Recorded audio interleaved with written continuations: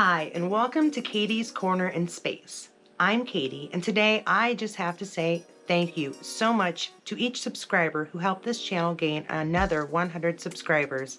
As per usual, as we've reached the first 500 subscribers, for each 100, I try to throw together a little something special for you on the following Wednesday. And since this past week the magic number was 400, this is the special video for you. As a thank you, I really do appreciate it. And if you're worried that once we reach 500 subscribers, there'll be less videos, don't be. By then, my youngest will be back in school, and I will no longer have to be the main playmate in her life, which has taken up a good portion of my summertime because I like spending time with my daughter. However, I should let you know that week 14 and 15, I will be on vacation with my husband celebrating our 10th anniversary. Those 2 weekends, I will have videos released. However, they won't be my usual updates because they wouldn't be a clear and accurate update, as I don't really plan on making a whole lot of videos while I'm in Vegas, except for the ones I plan to put up as a vlog later. On to the video. Outlander is an incredible story, whether you're a fan of the books, the TV show, or both. The story itself draws fans who enjoy all genres, whether you like history, sci-fantasy, war novels, and of course, romance. Yes, no matter what drew you to the story in the first place, there's one thing we all enjoy, and it's this.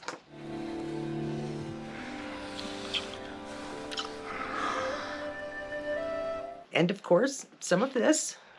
That lovely round arse wedged tight between my thighs and that rock solid head thumping me in the chest. And who could forget this?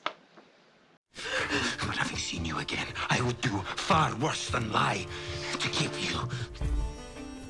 Now, what always made these things so amazing for me is the complete artistry in their creation, from the set design to the lighting, and yes, of course, the actors, how they're placed and how they react to each other. But it's the lighting, the design, the camera angles, all of it drawn together that makes each of these scenes, quite frankly, their own work of art. From the wedding night to a shot in a tent. Everything is put together so well that you can't help but be drawn into the story and enraptured in this romance. And while the chemistry between Catriona and Sam is one huge reason for this, the choreography is always an important part, if not only creating a beautifully finished scene, but creating an environment which allows the actors to put forth their best work. And these scenes and the changes made before filming even began for season 6 are what I'd like to talk about today, the intimacy coordinator. Yeah, before season 6 even started, Sam Heughan already hired an intimacy coordinator. Her name is Vanessa Coffey. She came to Outlander with credits for The Winx Saga, I Hate Susie, BBC's Rule of the Game, and War of the Worlds. Within Vanessa Coffey's first season, she assisted on 5 scenes involving Sam and Kate, but she also worked with the supporting cast for scenes involving Fergus, Marsley, as well as young Ian and his wife, Emily, for those wonderful flashback scenes explaining Ian's time living with the Mohawk. But exactly how does one become something as new to the industry as an intimacy coordinator? Well, this is what Vanessa had to say. Yes, I did come from quite a varied background into this role. And I was a corporate lawyer in Australia. I retrained as an actor at the Royal Conservatoire of Scotland. And, that's been very helpful, actually, because there are a number of people, for example, on Outlander, who have also studied at that same institution. And then I had also had a background as a dancer, and I've done movement work on different productions myself. So I had these 3 kind of seemingly unrelated things that were kicking about. I went back to work as a lecturer at the Royal Conservatoire of Scotland, and I was finding that students were coming back into the building to say, what do you think I should do with my nudity clause?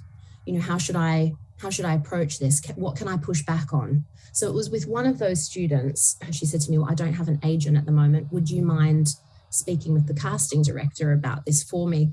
And then she ended up saying to me, can I ask you to come on set with me, just to make sure they stick with that. But it was, that was very much for me just about doing a job for a friend, helping somebody out who was an ex-student. I didn't get paid for it. It was just about trying to keep an actor safe. Coffey not only creates an environment of safety on the set for the actors, but she takes in the meaning of the scene so that the final vision can be reached. So, I want to make sure that the director and the producers are getting what they need artistically and not ever at the expense of the actors. She tells us why these moments in Outlander are so important to telling this epic story.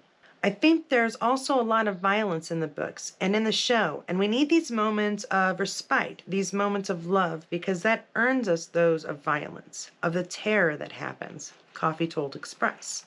She admits Outlander gives her a lot of work. The books contain many intimate scenes, and therefore the series does as well. But they're meant to move the story forward, an organic movement that either helped to show love or horrendous abuse, usually having been the culmination of a plotline. Her process begins from the moment she receives a script. She starts conversations from the highest up, the executive producers, down to the actors themselves. She speaks to them individually to suss out their own comfort. Right down to kissing, each action is discussed.